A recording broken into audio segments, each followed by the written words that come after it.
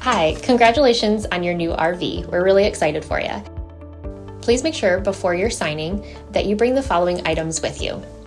If you're a cash buyer, please make sure that you bring a cashier's check, no personal checks at time of signing, or you may bring actual cash.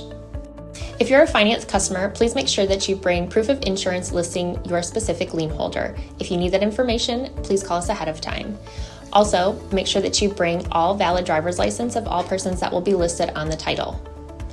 If you have a trade that you're trading in with us, please make sure that you bring your 10-day payoff as well as your title and all persons who will be listed on the title of that trade. Arrive 30 minutes early before your appointment time so we can properly inspect your unit, and also make sure that you have the fridge on and running prior to arrival.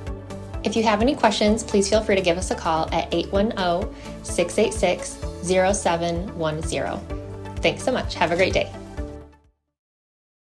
Hello, this is Mike with TradeWinds RV Center, here to congratulate you on the purchase of your 276 RLS Cougar fifth wheel. I'm here to show you a few things about your unit, help you get the best out of your camping experience. Let's talk about first arriving at the campsite. After you've unhooked your hitch, which our hitch man will show you how to do, you do have a control for these landing legs to retract or lower. It's a docking light for the front of the unit for when you come in at night. So the first thing you want to do is get your unit level. Once you have your unit level, next thing you want to do is come around to the back of the unit and bring down these stabilizing jacks. You have a hand crank inside for the stabilizing jacks. This is a 3/4 inch socket. It's a little quicker if you get an impact driver or a power drill and put a 3/4 inch socket on it and bring that down. I do recommend jack pads for the ground. They're going to keep your unit from sinking, keep it protected from hot tar, blacktop, whatnot. You can pick them up in our store as well as lots of other items. So once we brought our stabilizing jacks down, there'll be one on each side here. Next thing we want to do is deploy our slide. So we got our unit nice and level. As you come in the doorway to the left, upper left, here's your lighting and your slide. This will bring it in. It'll bring it out. Now hear that clicking noise? I'm going to bring it in a little bit. Bring it back out. Nothing wrong with that. That is resetting your slide every time you go out. Hold it for about 3 seconds. Go ahead and listen to that clicking noise. Now make sure that when you arrive at the campsite, before deploying these slides, is make sure that you're clear. Make sure you've got room for these slides. Make sure you've parked so that your water and power, which are both at the back of the unit, are easily accessible to get your unit in. Once you've got your slide deployed, next thing we're going to do is hook up our water and electricity. Your unit, the electricity is in the center of the back, right behind the spare tire, conveniently stored inside. You have a 30 amp hookup here. In your convenience pack, we do have a 110 hookup. Simply hook that up to your 30 amp, plug it into a 110. You'll be able to use everything except for your AC. AC, you do need that 30 amp hookup.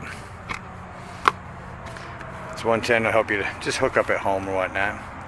So we've got our power hooked up. Next thing we're going to do is hook up our water. Most important thing when hooking up the water is your water pressure regulator. Before I talk about that, we're going to come around to the front side of the unit to your hot water heater. First thing you want to do is make sure that your plug's in. If your plug's in, you're good to go. Come back around. Now let's talk about this water pressure regulator. You don't know what the pressure set at most camps. This is going to reduce it to 40 to 50 psi. It can protect all your lines in your unit. Always use this. So, city water connection. Plug in your hose. Put the water pressure regulator on it. Your hot water heater drain plug is plug, turn on your water. Once your water's filling, come back around to your hot water heater. At the top of your hot water heater is going to be this pressure release valve. Simply pull on it, release the air, a little bit of water will come out. You know you've got water in there and it's okay to light. I'll show you how to light that when we get inside. Now we have our city water connection hooked up. Should you be going somewhere that doesn't have city water connect, or you're going to want to dry camp, here's a freshwater potable water tank. Simply fill that up. Again, use your pressure release valve in the hot water tank to know that you're full. Once that's full, you will turn on your water pump inside. Only use your water pump when using fresh water. You don't use your water pump when city water connections. We've got our water hooked up. We've got our electricity hooked up. We've got our slide out. We'll walk around the unit and show you a few other things on it. On your campsite, you do have your outdoor speakers. This is a hood for your microwave, which can be opened or closed. To bring them down to allow that to breathe. Outside your unit, this is a hold for your door.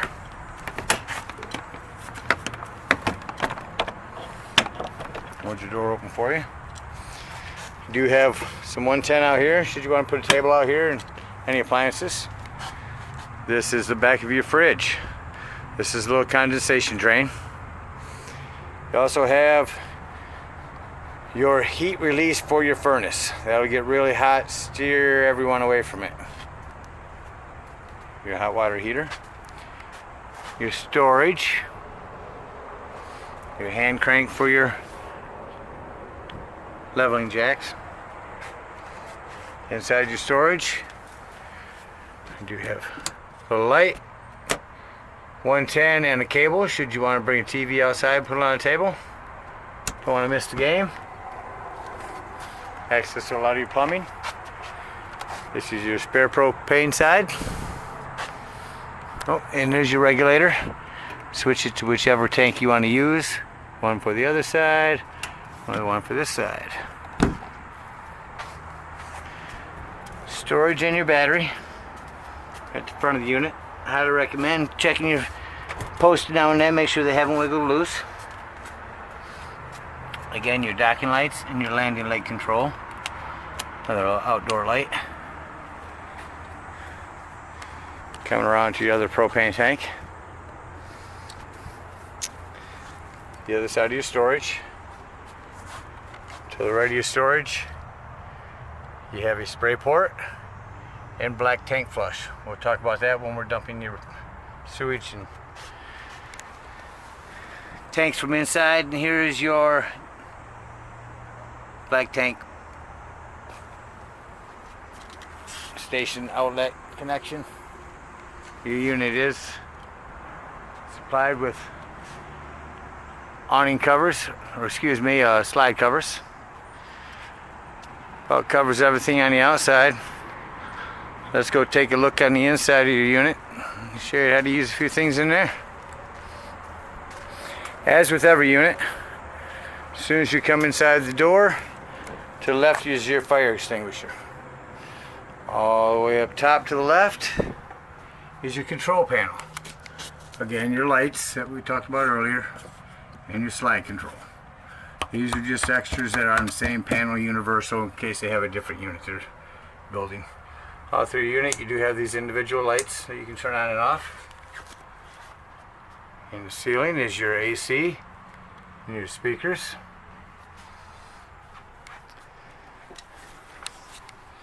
Your reclining chair, which is stored over there for bringing your slide in. Make sure you remove that from that section there when you're bringing your slide in. Let's go around the unit and talk about your stove. This one you simply turn to light, hit spark, and you've got fire. Shut that off. Self-explanatory microwave. To the left of your stove is your tank checks. your battery, your fresh tank, black, gray, and your galley tank. This is your hot water pump, your water pump. Only turn that on when you're using potable water. And this is for lighting your water heater. Just below your stove is an access panel to your fuse box and breaker box. Looks like you've got mostly 15s, a 30 in there. I highly recommend having some fuses on hand. We have those in our store as well. Have them on hand with you when you go camping. Let's talk about your Dometic fridge. At the top of your fridge is your control panel. To the left, turn on. Right now it's on auto, which means it's running off gas until it's plugged in. Once it's plugged in, it'll automatically go to electricity. If you release that, now you are automatically on gas.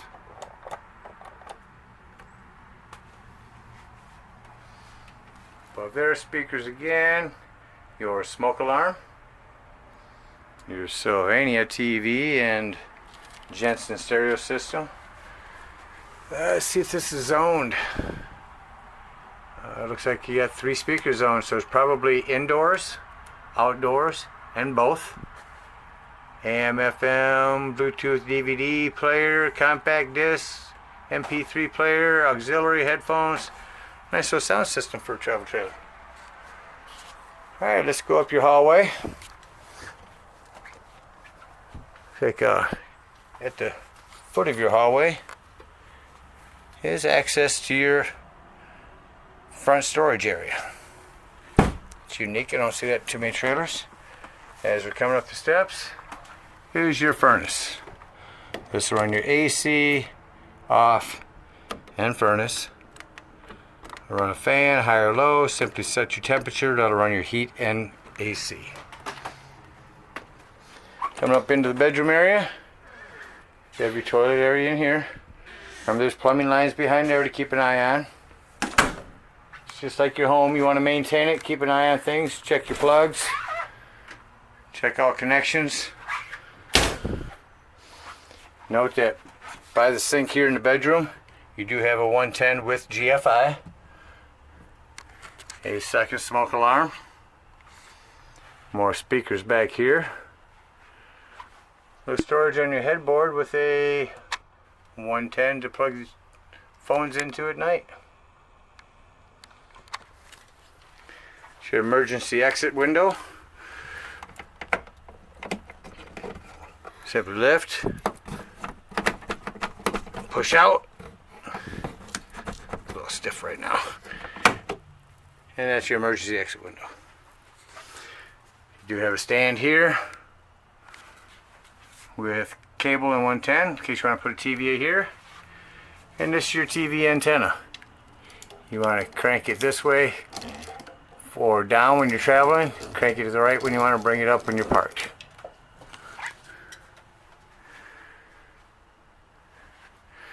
I think that about covers everything important on the inside. Should have a carbon monoxide detector I'd like to discuss, and here it is. In your kitchen island is a carbon monoxide detector. Take note that this carbon monoxide detector is 12 volt, which means it's constantly running off your battery. So if you're going to be gone for the day, if you're not plugged in, if you're dry camping somewhere and you don't need your carbon monoxide detector, unhook your battery. That's going to keep this from running your battery down while you're gone for the day. Alright. So, we've camped, we're ready to leave. First thing you want to do is bring in your slide.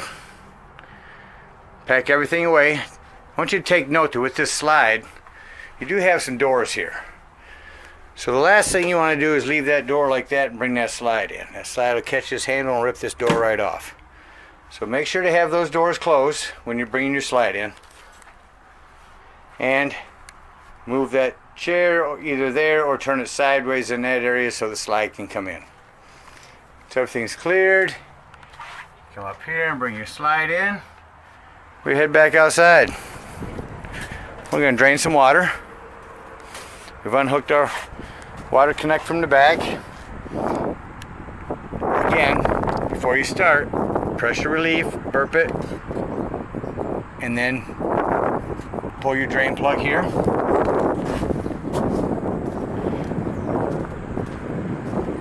Come around to the back. We've unplugged our power. We've disconnected our water. We head up to the front of the park. Brought up our stabilizing jacks, of course. A little easier access with the slide closed. But now we're at the front of the park. Take note that it's just a few feet behind, probably about 7-8 feet behind your driver's side. So you'll know where to park conveniently to the dump site. In your convenience pack will be the sewage hose. Remove the cap, put on this sewage hose, pull your black tank. Now to tell the difference, a lot of times the handles are covered, but this time they're not, so you got a black and a gray. So we're going to pull this black one. That's going to dump all your sewage out. Leave that open till it feels like it's empty, and still leave it open. Come to the back of the unit. Excuse me, I thought it was here. Just above the sewage connect, here it is. So just above the sewage connect, above this spray port, is a sewage tank flush. We call it black tank flush. Again, use your water pressure regulator. Hook up the hose from the campsite or from the dump station and run that for about 5 minutes. Be sure to leave your black tank handle pulled and open. Run that for about 5 minutes. That's going to run a sprayer and it's going to clean out your black tank. So after about 5 minutes of that, go ahead and unhook your hose, close your black tank, and pull your gray handle. Gray tank is going to empty your galleries, your sinks, your showers. It's going to be a little cleaner water, and it will clean out your sewage hose a little better. Once you've got your sewage hose emptied, all your lines have been drained, come back here and simply store your sewage hose in there. Keeps the stink out of the trailer, and it's a little convenient place to store it.